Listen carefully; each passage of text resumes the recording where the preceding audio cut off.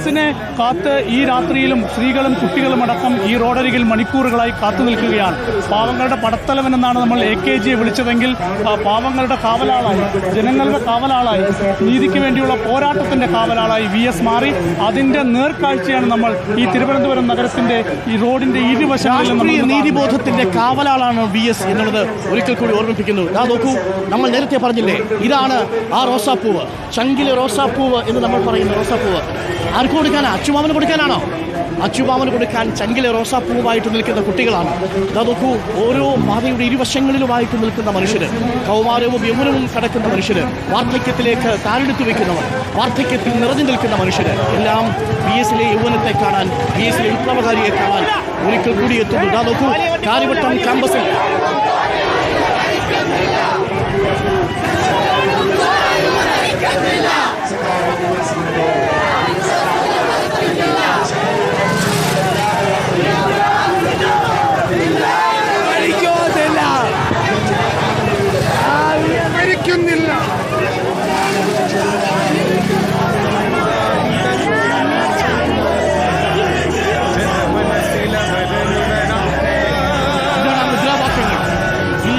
VS ഭരിക്കുന്നില്ല, ജീവിക്കുന്നു ഞങ്ങളിലൂടെ എന്നാണ്. കാര്യവട്ടം ക്യാമ്പസിന്റെ ഇരുവശങ്ങളിലും VSനെ കാണാനായി, ഒരു നോക്ക് കാണാൻ വേണ്ടി എത്തി നിൽക്കുന്ന ഒരു വലിയ ജനാവലി പ്രേക്ഷകർക്ക് കാണാം.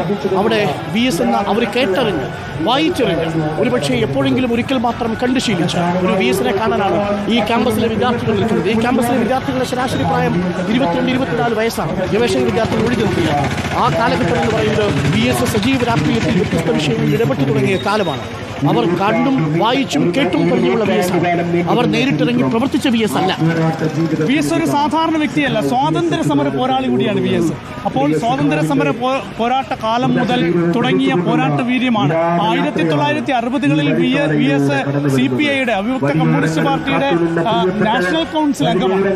പിന്നീട് VS അവിടെ നിന്ന് ഇറങ്ങി വന്ന, ആ പാർട്ടി പിളർന്നപ്പോൾ ഇറങ്ങി വന്ന 32 പേരിൽ ഇന്ന് അവശേഷിക്കുന്ന ഒരാളാണ് VSന് വലിയ സവിശേഷതകളുണ്ട്. ഇന്ന് നമ്മളൊരു നേതാവിൽ ചൂണ്ടിക്കാണിക്കുന്നതിനപ്പുറത്തുള്ള വലിയ സവിശേഷതകളുണ്ട്. അതുകൊണ്ട് സ്വാഭാവികമായും വിദ്യാർത്ഥികളെ വീണ്ടും കഷ്ടിച്ച് 100 മീറ്റർ പിന്നിടുമ്പോഴേക്കും വീണ്ടും ഒരാൾക്കൂട്ടം ഉണ്ടാവും.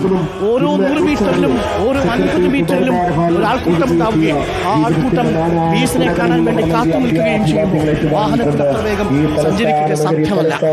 അതുകൊണ്ടാണ് ഓരോ ഇടങ്ങളിൽ നിന്ന് ഇറങ്ങി വരുന്ന മനുഷ്യര് കാര്യവട്ടം ഗ്രീൻഫീൽഡ് സ്റ്റേഡിയത്തിന് മുമ്പിൽ ഒത്തുചേർന്നിരിക്കുന്ന മനുഷ്യരെ നിങ്ങൾക്ക് കാണാം. ഇവരിൽ പലരും IT പ്രൊഫഷണൽസ് ഉണ്ട്, സർവീസിൽ പല ജോലികളിൽ ഏർപ്പെടുന്ന മനുഷ്യരുണ്ട്, ഉദ്യോഗസ്ഥന്മാരുണ്ട്.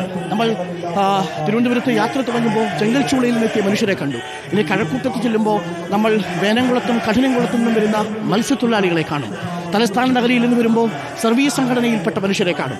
നിങ്ങൾ കൊല്ലം ജില്ലയിലേക്ക് പ്രവേശിച്ചാൽ അവിടെ തീരദേശത്തെ മത്സ്യബന്ധന തൊഴിലാളികൾക്കൊപ്പം ചെത്തൊഴിലാളികളെയും കർഷകരെയും കശുവണ്ടി തൊഴിലാളികളെയും കാണും. നിങ്ങൾ ആലപ്പുഴയിലേക്ക് പോയാലോ അവിടെ VSന്റെ തട്ടകത്തിൽ കർഷക തൊഴിലാളികളെ കാണും. എല്ലായിടങ്ങളിലും VSന്റെ ഒപ്പുണ്ട് എന്നതാണ് VSനെ വ്യത്യസ്തമാക്കി മാറ്റുന്നത്. അതുകൊണ്ട് ഈ ജനാവലി അവസാനിക്കാനേ പോകുന്നില്ല. പിയാസുനിൽ വിദ്യാർത്ഥികൾക്ക് വലിയ ആവേശമായിരുന്നു VS. വിദ്യാർത്ഥി സമരങ്ങളിൽ വിദ്യാർത്ഥികൾക്ക് നേരെയുള്ള പോലീസ് അതിക്രമങ്ങളെയൊക്കെ നേരിട്ട് VS പ്രതിപക്ഷ നേതാവായിരിക്കെ വിദ്യാർത്ഥി സമരവേദികളിലെത്തി ആദ്യം എന്നെ അടിക്കൂ, അതിനുശേഷം വിദ്യാർത്ഥികളെ തൊട്ടാൽ മതി എന്നൊക്കെ പറയുന്ന പ്രതിപക്ഷ നേതാവ് VS വിദ്യാർത്ഥികൾക്ക് എത്രത്തോളം ആവേശകരമായിരുന്നു. അതിന്റെ ചരിത്രം കളർകോട് സ്കൂളിൽ പഠിക്കാൻ പോകുമ്പോൾ ചോവച്ചക്കിന് പഠിക്കാൻ എന്ത് അവകാശമെന്ന് ചോദിച്ച വിദ്യാർത്ഥികളോട് അരഞ്ഞാണമെടുത്ത് പെരുക്കിക്കോ എന്ന് പറഞ്ഞ VSന്റെ അച്ഛൻ ശങ്കരനിൽ നിന്ന് കിട്ടിയ കരുത്താണ്. അത് ആ DNA ആണ് VSന്റെ DNA. ആ കരുത്തിലാണ് VS അച്യുതാനന്ദൻ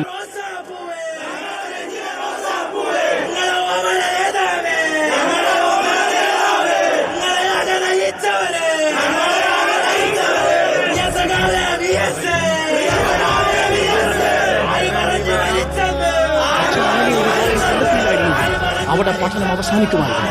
4ാമത്തെ വയസ്സിൽ അമ്മയെ നഷ്ടപ്പെട്ട് 11ാമത്തെ വയസ്സിൽ അച്ഛനെ നഷ്ടപ്പെട്ട് VS താണ്ടിയ ബാല്യം എന്ന് പറയുന്നത് അനാഥത്വത്തിൻ്റെയും ദാരിദ്ര്യത്തിൻ്റെയും നിസ്സഹായതയുടെയും ബാല്യം കൂടിയാണ്.